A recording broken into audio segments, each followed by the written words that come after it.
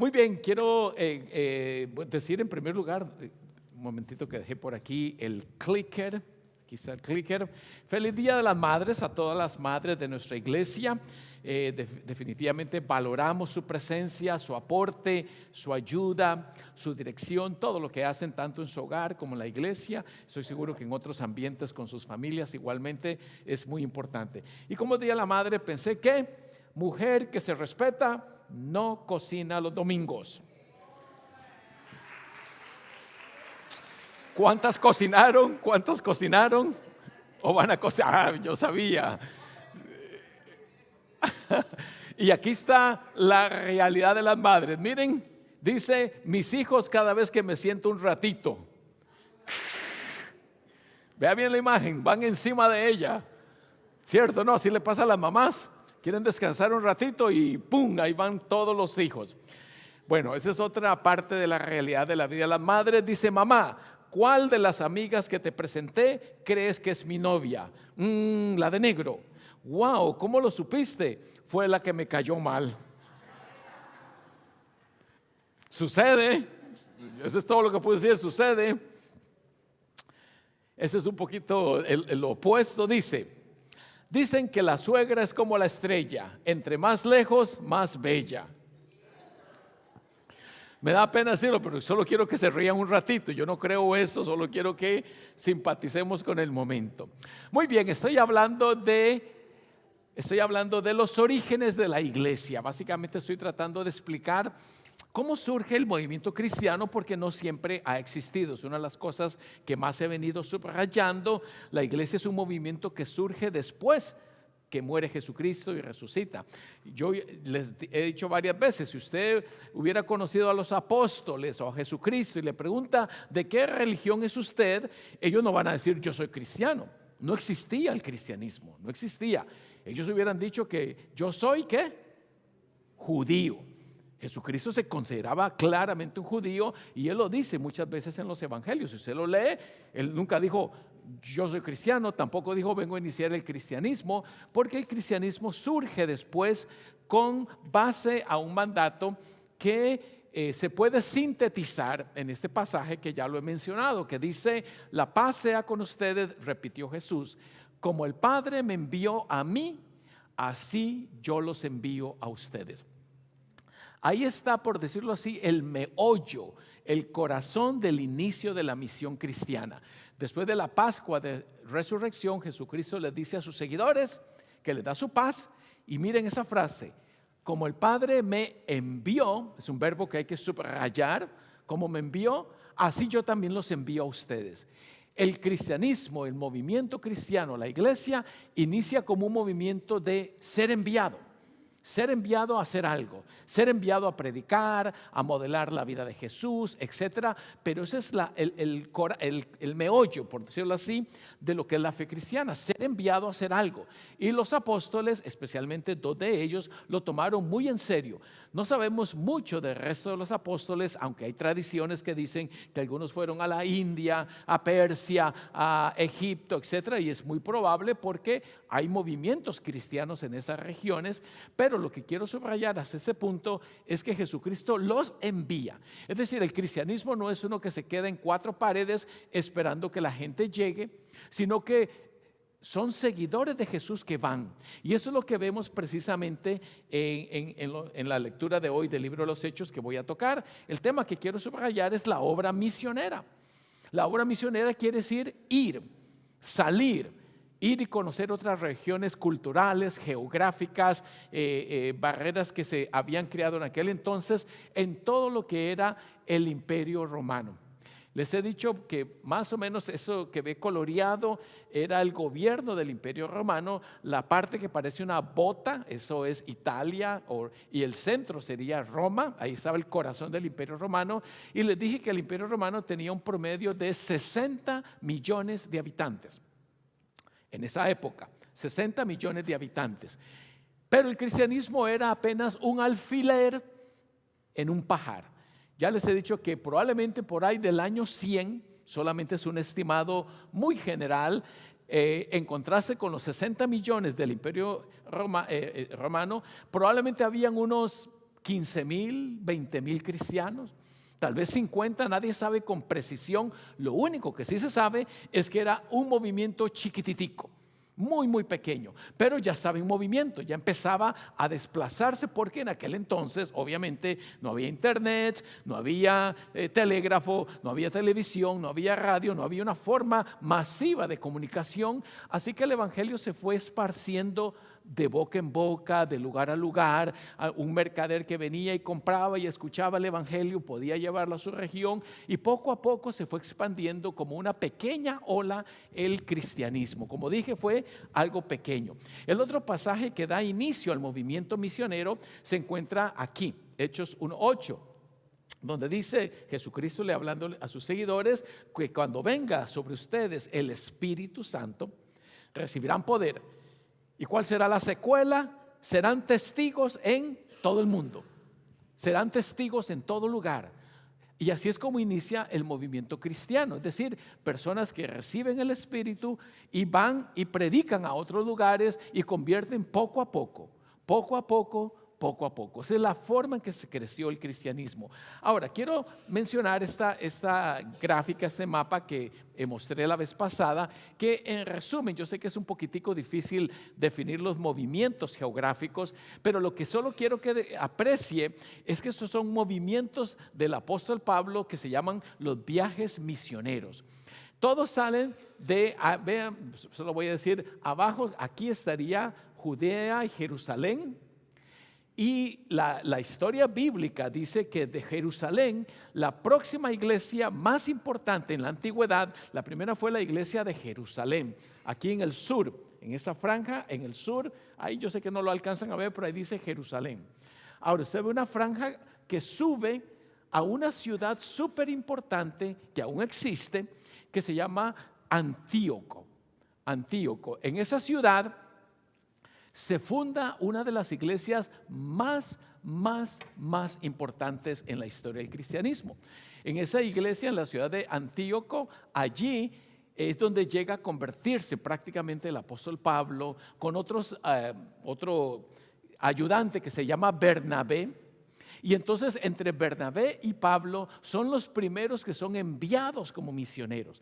Y entonces usted puede ver que de Antioquía entonces salen líneas hacia el oeste para ir a predicar. Y todos esos son movimientos misioneros en muchos años que los apóstoles empezaron a lograr, y eso significa ser enviado.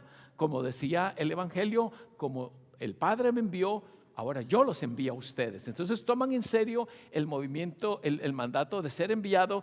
Y creo que les dije la vez pasada, y lo quiero repetir porque es importante que lo que tengan en mente, que la palabra apóstol, que aunque hoy es una palabra que quizás tiene unas diferentes connotaciones, uno no la entiende muy bien, pero la palabra apóstol tiene un significado básico. ¿Alguien recuerda cuál es el significado de la palabra apóstol?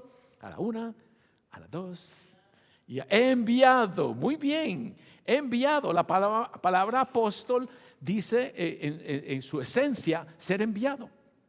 Eso significa. Es más, hay otra palabra parecido a apóstol. En el español no suena como que están muy relacionadas, pero en el idioma original están relacionadas. En el idioma griego, que fue en el que originalmente se escribió la Biblia, la palabra ángel y apóstol están relacionadas, porque ángel es un enviado, es alguien que fue enviado. El apóstol es alguien que fue enviado. Entonces la palabra ángel y la palabra apóstol, aunque no parezca en el español, en nuestro idioma castellano, están relacionadas en su raíz con el verbo ser enviado. Así que el apóstol Pablo sale en su primer viaje misionero. No lo voy a describir todo, puede ver solo las líneas de movimiento desde Antioquía. Y van saliendo hacia el este, hay varios lugares donde van predicando. Ese es el primer viaje misionero. Hace un segundo viaje misionero. Usted puede ver que ahora se extiende más hacia allá. Y aquí hay un paso súper importante que quiero mencionar. Los apóstoles trabajaban al principio solamente en el continente asiático. Jerusalén, Israel, pertenece a Asia. Estaban en el continente asiático, y de esa masa geográfica gordita que usted ve allí es lo que actualmente es Turquía. Y en Turquía surgieron digamos, las principales iglesias que se convirtieron a su vez en iglesias misioneras, que enviaban otros misioneros a otros lugares. Entonces, el apóstol Pablo con Bernabé, Timoteo y otros ayudantes fundaban iglesias en diferentes puntos, y ahora quiero que vea ese gran salto geográfico, que quizás en el momento no parece tan crucial, pero lo fue, porque, como dije, esta masa continental es Turquía. Pero en el segundo viaje de Pablo con sus ayudantes, en su segundo viaje misionero, llega al extremo de ese mar que se llama el mar Egeo y cruza al otro lado. Ese cruce es súper importante. Históricamente es uno de los movimientos más importantes porque cruza a lo que hoy llamamos Europa y empieza a predicar el evangelio en Europa. Y luego Europa se convertirá, digamos, el principal motor misionero en la historia del cristianismo. Entonces él cruza, él llega a esa ciudad, yo sé que no se alcanza a ver con claridad, pero cuando ve la masa continental de Turquía en su extremo, ahí hay una ciudad que todavía existe y es muy importante, se llama la ciudad de Troas. Troas, porque allí Pablo no pensaba pasar a Europa. Él quería quedarse en ese lugar muy cómodo, como la mayoría cuando ya está en un lugar quiere permanecer allí. Y entonces dice el texto de Hechos que él recibió una visión y era el Espíritu Santo que le dice cruza. Y Pablo dice, pero ¿por qué? Si aquí tengo mucho trabajo, yo me quiero quedar aquí. Hay un poquito de resistencia, pero el Espíritu le dice cruza. Y entonces llega y cruza a ciudades que he mencionado como Filipo, Tesalónica, Berea, Corinto, Atenas, etc. Ese es solo su segundo viaje misionero. En el tercer viaje misionero llega hasta Roma, sigue más adelante y la tradición dice que llega hasta España. Aquí no aparece España, España quedaría mucho más lejos hacia allá, pero el punto que quiero que vean es cómo se va expandiendo como una onda geográfica las misiones, poco a poco. Eso probablemente llevó un promedio de unos 20, 25 años, no estamos seguros, y los cristianos eran pocos. ¿Se acuerdan que les dije? Las iglesias se estaban en casas y les decía cuántas personas pueden caber en una casa. Si usted en su casa pone 30, 40 personas, eso está abarrotado, ¿cierto? Entonces lo que quiero decir es que las iglesias eran grupos pequeños. Ya les dije que esas catedrales bonitas con esos vitrales preciosos, la música, el aire acondicionado, el piano, el sonido, eso no existió por miles de años, simplemente estaba lejos de la realidad. Pero nosotros hoy gozamos de todo esto y entonces son los viajes misioneros de Pablo los que mueven el cristianismo. Dice aquí, miren el punto. Ahora Pablo en Atenas, dice, mientras Pablo los esperaba en Atenas, que es la capital de Grecia actualmente, dice que se indignó profundamente al ver la gran cantidad de ídolos que había por toda la ciudad. Noten que lo que quiero presentar aquí es como la estrategia misionera de Pablo. Él llega a una ciudad y ¿qué es lo que hace en la ciudad? Bueno, eso es lo importante para que vean cómo es el movimiento misionero. Lo que hace es llegar a una plaza pública, y discutir con la gente. Así empieza el movimiento misionero. Dice que Pablo llegó a Atenas y claramente aquí, cuando usted ve la lectura de Hechos en su boletín, dice que lo llevaron a un lugar de discusión pública. ¿Alguien vio cómo se llamaba ese lugar? Versículo 19. Véalo allí si lo tiene, quiero que vea su pasaje bíblico. Versículo 19 del libro de los Hechos, lo llevaron a la una, ahí está, Areópago, al Areópago. Eso están Hechos en el versículo 19 de la lectura que aparece allí. El Areópago era un lugar público de discusión, una plaza donde la gente se reunía, porque de hecho dice aquí que los griegos, ustedes saben que de los griegos vienen los grandes filósofos como Sócrates y Platón y Aristóteles, todos esos grandes filósofos vienen de aquí. Entonces había mucha mentalidad filosófica y dice aquí que algunos filósofos, miren lo que dice en el versículo 18, algunos filósofos de los epicúreos y de los estoicos discutían con él. ¿No sé qué interesante? A mí me encanta la filosofía. Entonces cuando yo leo estas líneas, yo conozco la filosofía de Epicúreo. y la filosofía estoica, que es muy importante en la actualidad, porque habla mucho de cómo enfrentar la vida. Y dice que esos filósofos estaban aquí y empezaron a discutir con Pablo. Y dicen aquí, vamos a ver qué es lo que dice ¿cómo lo llaman a Pablo? Parlanchín. Yo me pregunto cuántos de ustedes después que se van y dicen el pastor, ese parlanchín, ¿de qué habrá hablado? Yo no sé si recuerdan que había una caricatura, una fábula, ¿cómo se llama? Las urracas parlanchinas, ¿no las conocieron? Que era bla, bla, bla, bla, bla, bla, que solo pasaban hablando. Bueno, yo me pregunto si ustedes dirán, ese pastor sí que es un parlanchín. Así veían a Pablo. Él estaba predicando y hablando y diciendo su discurso, y como ellos eran filósofos educados, gente culta, doctores en la filosofía, oían a Pablo y decían, ¿de qué habla este parlanchín? Nunca hemos escuchado esa cuestión. Entonces se le acercan a Pablo y dice que lo llevaron al Areópago. Y en el Areópago, que es, como dije, un lugar de discusión, una plaza, como el inicio de una universidad, por ponerlo así, donde habían debates públicos, lo llevaron al Areópago y dice, ¿nos puedes explicar qué es esta nueva enseñanza de la que hablas? Explícanos, ¿de qué estás hablando? Que nosotros nunca hemos escuchado eso, de que un hombre murió en la cruz, que los profetas, que resucitó. Nunca hemos escuchado esa cuestión. Nosotros somos filósofos epicúreos, somos filósofos estoicos, conocemos esto y lo otro, pero eso que tú estás hablando, ni idea, ni idea. Entonces Pablo aprovecha la oportunidad y dice que les empezó a hablar sobre su religión. Miren lo que dice, lo leo brevemente porque me parece una historia interesante. Dice, nos gustaría saber qué significa todo esto que hablas. Y es que todos los atenienses, los griegos y extranjeros que vivían allí, no les interesaba nada que no fuera decir o escuchar cosas novedosas. Pablo se puso entonces en medio del Areópago y dijo, varones atenienses, he observado que ustedes son muy religiosos. Note cómo comienza Pablo, buscando un camino de empatía, de comunicación, para entenderse. Dice, yo noto que ustedes son bien religiosos y eso es bueno, como quien dice Pablo, eso está bien. Pura vida, decimos en Costa Rica. Pura vida, qué bien, que son bien religiosos. Pero entonces ahora Pablo dice aquí, porque al pasar y observar sus santuarios, hallé un altar con esta inscripción. ¿Cuál es la inscripción? ¿Ya la vio?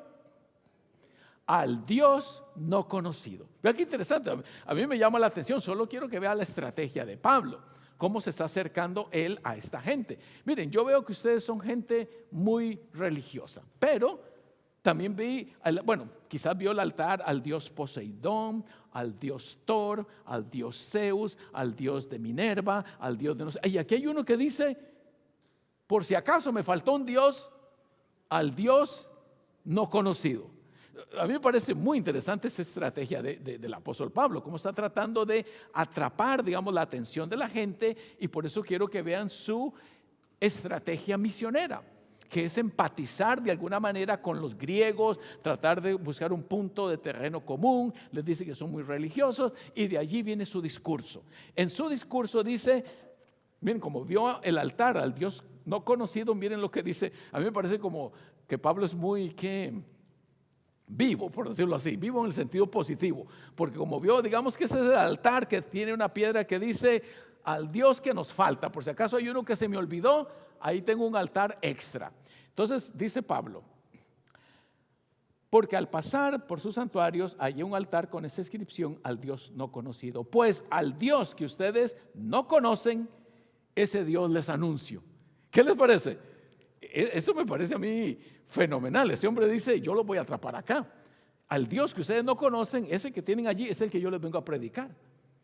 Y entonces de allí predica lo que es el Evangelio. Y cuando habla del Evangelio, no puedo entrar en todos los detalles, simplemente lo que hace él es tratar de buscar un terreno común, y usted puede seguir leyendo el resto de la historia, que dice, ese Dios es el que hizo el mundo y todo lo que en él hay, es el Señor del cielo y de la tierra, no vive en templos y tararará, y empieza a dar su discurso. En pocas palabras, mis hermanos, ¿cómo inicia el Evangelio? El Evangelio inicia con personas que son enviadas, personas que se levantan de su lugar y rompen barreras geográficas, barreras culturales y van a otros lugares a predicar y confrontan a la gente. Confrontan en el sentido más positivo porque se ponen a discutir, se ponen a hablar en el aerópago.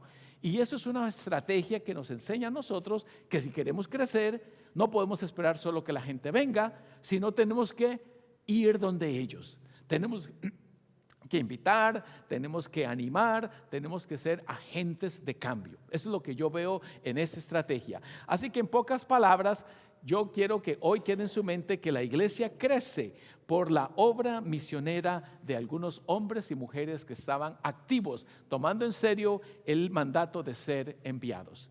Y ahora que la paz de Dios, que sobrepasa todo entendimiento, guarde sus corazones y mentes en Cristo Jesús, Señor nuestro. Amén. Nos ponemos de pie para